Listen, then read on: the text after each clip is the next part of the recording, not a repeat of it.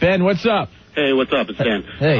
When I first heard you guys say Joel Stein, I was pretty psyched because he's writes some pretty funny stuff. But Yeah. this article was the usual bucket of elitist crap about, like, the show. Like, he's so much better than you guys. And Yeah, it's kind of, it's kind of sad because, we really had a good time with Joel Stein when he came by here. We sat in the conference room. We talked for forever about a lot of different things. We talked to him about the TNA on the show. We talked to him about Howard Stern. We talked about, some of the more clever things we do on the radio. And I don't know, man. It's obvious he had an agenda when he came in here. he usually writes, like, I'm telling you, in Time Magazine, he's, like, pretty much the only funny thing. Like, and he said in an article a couple weeks ago that, like, his whole job is to write fart jokes. Right. And now he's coming down on you guys. Right. Well, you know what it is also? Like Ope said, we were hanging out. We did an interview with him.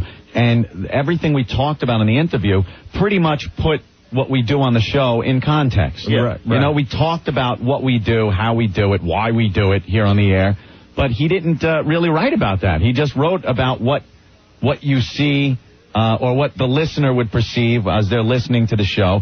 Never really getting into the ins and outs of the whole thing. The thing is, he usually writes at either the end where he does a little short interview or else in the beginning where he has his own little spin on things. Yeah. This is like a straight-up article. So I think he was trying to do, like, some serious stuff or something because... Yeah, I don't know what he was getting at because the show is many textures and he chose to write about one of the textures, which is the TNA and the breasts. He was probably just pissed because you kicked him out of the studio. I'm thinking that now. Maybe I shouldn't have kicked him out. He's the one that you kicked out? Oh, yeah. I'm trying to remember. I looked him right in the face. I said, you're making us uncomfortable. Right, okay, yeah. Well, that's it. I lose track of the people we kick out and don't kick out. But you can't take it personally. We have a show to do, Rolling Stone guy, we didn't kick out, right? No, not at all. Who else didn't we kick out? New York Magazine. New York Magazine didn't kick him out. No. Oh, right, we did kick this guy out. We kicked out Joel Stein from Time, and we kicked out the guy from Brill's Content. Yeah. Because some of the guys, they make us nervous. They're sitting in here the whole time, and we go for a cup of coffee or a glass of water, and they pick up their pens real fast and start jotting things down. So you want to go through this article? I'm pretty psyched that we're in Time Magazine. Oh, it's great. I'm not going to lie to you. I think it's pretty damn cool. It's a magazine I could finally bring home to my parents. Yeah. The Penthouse was a little rough. We were in the Penthouse, in January? And, we had an article in there between a fisting scene and what was it? Golden showers. And a golden shower scene. Yeah, and we had to take that, it was right around the holidays, so bringing that over to Grandma's house with the family over for Christmas was really nice. Just don't go back one page, Grandma. And once you get to the end of the article, see, I taped the rest of the magazine shut. Don't try to open it. Article's over. You'll see stuff you haven't seen since the 40s. Right. But this one we can bring home. Yeah. So I'm pretty psyched about that. It's the latest issue of Time, July 23rd. There's an ape on the cover. Amal. Hey, Open Anthony, what's going on, man? What's up, Amal? This Fallon guy's douchebag. He's a tool. It's a rock and roll show. It's a roller coaster, man. He's a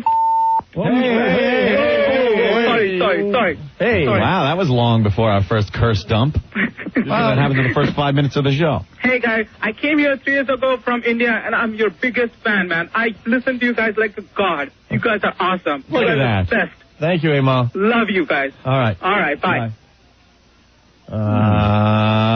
Tom, what's going on? Hey, what's up, guys? Hey, I went and got this magazine. First of all, $5 for this piece of crap. But, Opie, you look like the chick in Midnight Express. Oh, Billy. Oh, that was the photographer. Let me tell you something about the picture. Yeah. The photographer that came in here was a madman, a lunatic. Like, I didn't understand what he was doing. He didn't know what he was doing. He didn't. He goes, let's just take pictures that are crazy. See, we'll take pictures that are crazy. You get behind the glass. I take pictures. It will be crazy. And we're like, well, and you could tell this was the one where we're going, oh, look how crazy we are behind the glass. I got to tell you, we've been lucky enough to have a bunch of photo shoots lately. Yeah. And most of the people that come by, like we have Rolling Stone Magazine right outside the studio. They're coming in to snap some shots in a couple minutes here. I got to say, when the photographers come in here, they all know what they want to do and what they want to shoot. The guy from Time had no effing clue. Not a clue. We suggested we go behind this glass. It's like a glass partition between the waiting area of the studio and like the engineering section of the place. And we're pressed up against the glass. And Anthony's got like a microphone wrapped around his neck because he decided he was going to just be crazy for the photographer. No, you know what that mic around my neck is for? Oh, that's because we were taping It was him. connected to a DAT recorder. Right. Because we wanted to get some of this guy talking because he was just a madman. That's right. But it didn't work. Right. But that's the only reason I have this around my neck. I couldn't possibly imagine they were going to use this picture. Right. Well, they did. I mean, I there's know. a mic cord around your neck with a mic just hanging there. You're in the middle of talking, which is like any photographer knows you just don't ever use those pictures. I was saying, oh, look how crazy we are behind the glass. Right. And then we told them to put the mic on the other side of the glass window and make it look like we're trying to get at the mics, but we can't. Right. And what does the glass represent? Oh, I get that. Yes, it's crazy. Right. We were just goofing with the guy and fooling around, and he ends up using that shot. Yeah. So the shot is weird, and the little caption that goes along with the photograph, it says, "Bye, Mom." Opie, Wright, and Anthony have dirty talked their way into some serious money. Dirty talked. What does "Bye, Mom" mean? I don't know. Maybe the photographer could explain that to us. What does... I didn't even read that. Bye, Mom. Bye, Mom. Okay. Are we supposed to be in prison? It doesn't look like a prison. Doesn't look like prison. It looks like an engineering room. Right. Oh, my God. It says, "Bye, Mom." Opie, Wright, and Anthony have dirty talked their way into some serious money. I bet they had a different picture with this caption. And then they used this one instead. Didn't change the little caption. All right, you want to go through this, Ant? Yeah. All right, so it's Time Magazine, July 23rd. It came out today with the ape on the cover. We're on page 69 with a really wacky, goofy picture. And the title of the article says it all, really. Can we talk a little more about breasts? Shock jocks Opie and Anthony go national. Starts off by saying, you might not think people would choose to listen to conversations in a frat house, yet every afternoon Opie and Anthony spend 4 hours calling each other gay, drooling over hot moms, and barraging women in to whip them out? Barraging women to whip them out. What is that? Barraging women? That means forcing it. Yeah. We do not force women to do that. So, false right there. Mm-hmm. We've always said that, if the ladies feel like it, they can whip them out if they see "wow" written on the backs of cars all over the place. Right. And we've told the guys never harass the ladies, don't follow the ladies, just, put the "wow" on and see what happens. Right you are, Greg Opie Hughes. Yeah. A name I haven't used in years, but whatever. They feel like they really know you if they get your real name in. Right. It's not even a carefully constructed frat chat. An hour before airtime, 6 staff members, all guys, sit around watching Jackass, shooting baskets, and occasionally surfing news websites. They're less like people preparing for a radio show than people waiting for a pizza. I agree with that. It pretty much is. He was in there. He saw what goes on before the show. We pretty much just hang out. Yeah, but that's an hour before airtime, which is a lot different. We're just kind of getting our heads together, really, Right. at that point. If we're not prepared for the show by then we'll never be. I like that he says it's not a carefully constructed frat chat, though. No, we're just a bunch of guys kind of hanging. Right. The Office, this is hilarious. The Office, and I kind of got a chuckle out of this. I'm like, okay, Yeah. this is going to be a fun article. The Office even looks like a frat house. Porno tapes line the bookshelves. True. Opie's desk littered with such research material as Maxim, FHM, Stuff, and 17. 17. I do not. Maybe that day there was a... It was, yeah. Yeah, but I don't subscribe to that. It just happened to be there. I also have Time and Newsweek.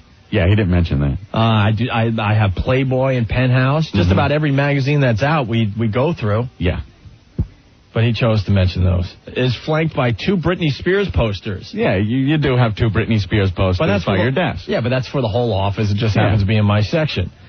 Anthony's desk, littered with the Mary-Kate and Ashley Olsen book, video, and T-shirt, sits under a poster of the twins. Now, that's not true either. He basically makes it look like that's the only thing you have on your desk is like a shrine to the Olsen twins. Well, it's one of the things I have on my desk. Poster, I don't have the poster over my desk. The poster of the Planet of the Apes movie is over my desk. The Mary-Kate and Ashley one is over the Jägermeister machine. Right.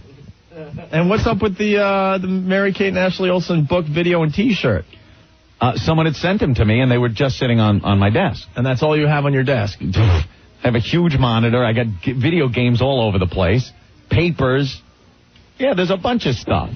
Not like, that's all that's on my desk is Mary-Kate and Ashley stuff. Sits under a poster of the Twins. And then the first quote of the article. This is after we talked to him for an hour and a half upstairs. None of that stuff is in this article. Here's the first quote. Look how hot they're getting. And that's an old picture, Anthony says. On further inspection, he dismisses Mary-Kate as the priss. Ashley is the goer. That's what I say. Ashley's the goer. That is the first quote from Anthony in our Time article. Yeah. You were talking about the Ashley twins. Look how hot they're getting, and Ashley's the goer. Mary-Kate doesn't look like the goer in that poster. What happened to all the other stuff that we talked about upstairs before he came down to the office to check out the scene? Nothing we talked about upstairs is in this article. Period. Nothing. Nothing. And he writes it like you were serious about it, too, you know? Yeah. Look how hot they're getting. Look how hot they're getting. I just spank out batches by the day and that's at these hot posters. And that's an old picture, Anthony says. Of Mary-Kate and Ashley. On further inspection, he dismisses Mary-Kate as the priss, Ashley as the goer. You're just fooling around trying to make the guy feel comfortable because he's in our environment with a bunch of guys hanging out. Opie, no, that's how I feel. All right, it continues. The entire country will have a chance to hear what guys talk about when they're trying really hard to sound like guys. Infinity Broadcasting, the radio arm of Viacom, this month began syndicating the Opie and Anthony Show, based in New York City, to such cities as Chicago, Dallas, and Philadelphia, and we'll soon have them on about 20 stations. Viacom hopes O&A can duplicate their rating success in New York, where they are often number one in their prime demographic, men 25 to 49.